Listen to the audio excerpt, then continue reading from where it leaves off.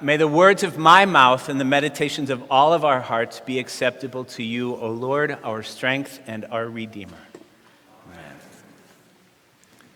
Amen. Good morning. During the month of October, as you may know, the amusement park Six Flags transforms into a big, scary zone they call Fright Night. And they have haunted houses and costume zombies and monsters running around trying to scare you, and they have decorations with big, giant spiders. And they have everything you need to enter into the spirit of Halloween, if that's your thing. Plus, they have roller coasters. It's been years since I've been to Six Flags, and even more years since I've been on a roller coaster. So about a month ago, I decided that this 54-year-old body needed to get back onto a roller coaster. And there are zombies, so really, what's better than that? Jefferson, my 17-year-old son, and I went to Six Flags, and to be honest, I wasn't scared at all by the zombies or the giant spiders or the hands reaching out to grab you or the monsters, but the roller coaster scared the heck out of me. There's this one moment in particular, and if you've been on a roller coaster, you know this moment. You're going up and up and up, up and up and up and up and up into the night. And at Six Flags, during Fright Nights, the lights on the roller coaster are off and the lights in the park are off, so everything is dark. And you're going up, and then suddenly you're at the top, and you plunge into the darkness, and you're upside down. And I wanted it to stop. But roller coaster doesn't stop. And I wanted to say to Jefferson, get me off of here, but that didn't seem right. So I did all I could do. I gave up. That's all you can do. It was fun. I threw up a little. No, I'm just kidding. I didn't throw up. But it wasn't a bad experience. And it was something, it's out of my system. I don't have to do it again for a while. And it was something, this moment I remember when the car plunged down and we were upside down and I gave up control. And that's stuck with me, that one moment. It was maybe 20 seconds where you're just kind of moving around, and I just gave up. I think that's why people ride roller coasters. Because for one moment, you have to accept that you're not in charge, and you give up. And when it's done, you can get out of the car, and you walk around in the park, and you get back into your car, you drive home. But that experience of not being in control and of giving up control, even for 20 seconds, is so valuable. How does that tie in with James and John, the sons of Zebedee, that we just heard about in the gospel today? Well, to set the scene, you have these two followers of Jesus, James and John. And in that group of 12 people, we know Jesus is the head, but among the 12, there's not really one who is in charge. There's not one who has authority over anyone else. So James and John decide that they want to be the ones in charge. And they go to Jesus. They don't even ask him. They tell him, we want to be in charge. We want to sit one at your right hand and one at your left. And Jesus says no. The other disciples are upset with James and John because of what they've done, this pushiness. It's not a stellar moment in their lives. It's not something that they'll look back on with pride, but it does give Jesus the opportunity to talk about serving and what one must do as a Christian in order to become great. That's the word he uses, to become great. After Jesus ascends to heaven, James and John actually do become kind of great. According to the traditions, James, the older brother, becomes an evangelist for the Lord. He goes out as far away as Spain, where he is buried, and the El Camino de Santiago, where I know Stephen and Jillian have walked, that Camino that where pilgrims go in Spain, it's a pilgrimage to the tomb of this James. So James goes on to do great things. Likewise, John, the younger brother. Earlier Christian theorists or theologians believe that this John was responsible for writing several books in the New Testament, which probably isn't true, but we do know that the younger brother, John, also went on to do amazing things for our Lord. He served it faithfully. He died as an old man, and he was buried in Ephesus.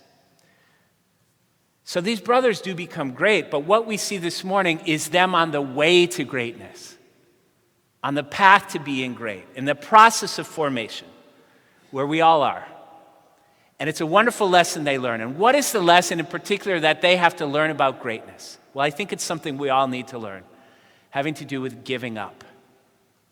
At the very end of the passage today, Jesus says that the Son of Man came not to be served, but to serve and to give his life as a ransom for many. He's teaching them about giving. And in particular, the power that comes when you give up wanting to be in authority, the power that comes when you give up trying to assert yourself, the power that comes when you give up even your life and the control of the things that are in your hands, and you give up trying to sit in those seats. Because that's not where our greatness lies as Christians. It's not what will give us meaning. It's not what will give us purpose.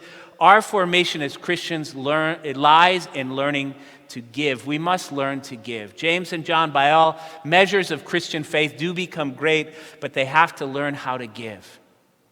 They have to learn that they're not in control, and they have to learn that being with Jesus is a little like being on the roller coaster, plunging into the unknown, being upside down, and all you can do is let go. Giving up and letting go are not values that our culture appreciates. Same as 2,000 years ago. And as evidence of that, all you have to do is look at the last election for president and see how hard it is for people to give up something when it's over. We don't like to give up. I remember a long email discussion, almost argument I had many years ago at the church where I served in the Boston area about this with this woman who said that we weren't doing a good job of keeping the church kitchen clean. And I disagreed. So she wrote to me, and for everything she wrote to me, I wrote back to her, and she wrote back to me, and it went back and forth. And then finally, another woman who was on the email chain just wrote to me and said, Tom, why don't you just give up? What are you trying to gain from this? And it's true, giving up leads to peace. That's what's implied in this lesson today. That's at the heart of this lesson.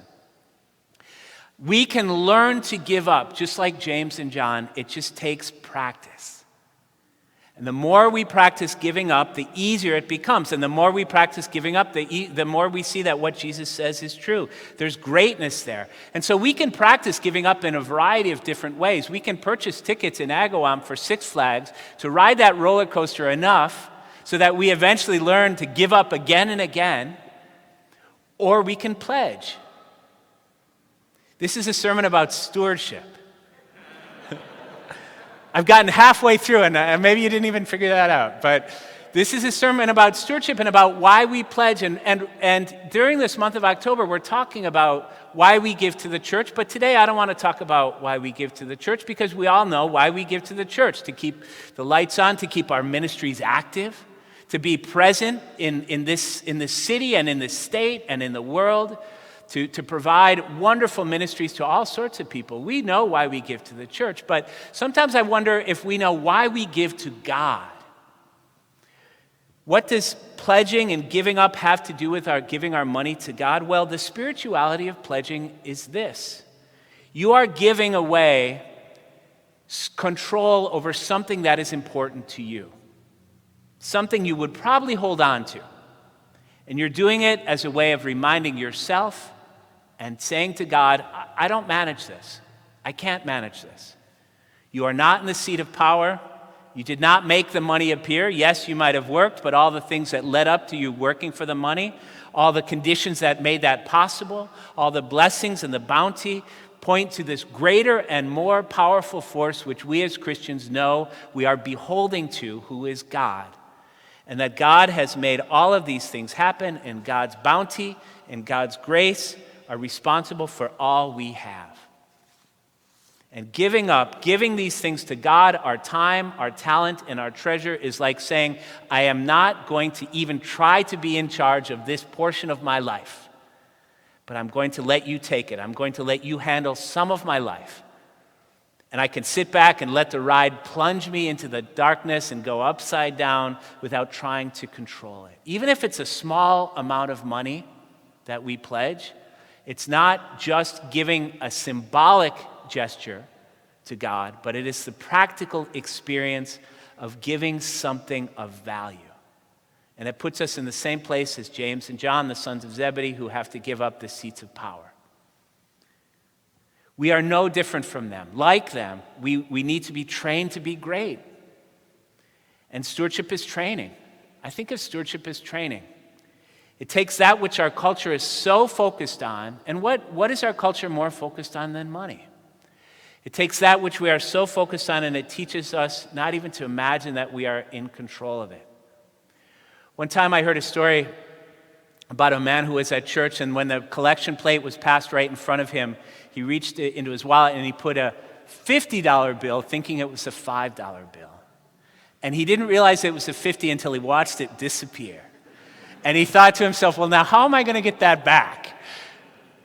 Try and wrestle Laurel Stewart with the plate. Try and get it back. So he just sat there, and it wasn't that he couldn't afford it. He could have afforded it. It was that it was more than he wanted to give. And he realized after the fact that he was okay having given that amount of money, and he realized after the fact that he could probably do a little bit more every week. The beauty of pledging in a church is that the pledge is an easy and practical way to practice week after week, month after month, putting the things of our life into the hands of God. We give up one moment when we write a check to the church. We give up. We give up control for one moment if we put money into the collection plate. We give up when we pledge. We take this small amount of money, and we have to say, what we give to God is really small compared to what God has given to us. So we take this small amount of money, and we regularly and frequently say, I do not need to manage or control this. I can just let it go. Every week, we let some part of us go into our pledge. And when we do so, we're with Jesus on that roller coaster going upside down and flying into the unknown, and we give up, and of course, we're fine. Stewardship is also about supporting the church. It's also about keeping the lights on. It's also about preserving this beautiful building. It's also about doing amazing ministries in our cathedral, in our diocese, and in our city.